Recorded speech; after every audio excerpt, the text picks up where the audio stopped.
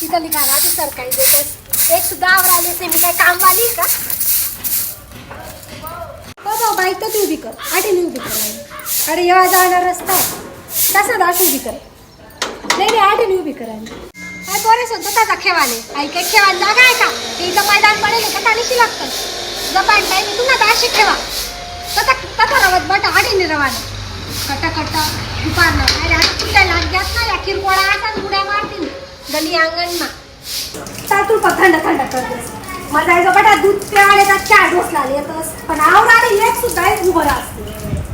नीर आहे तर बट वय बाई नीर आहे तो वय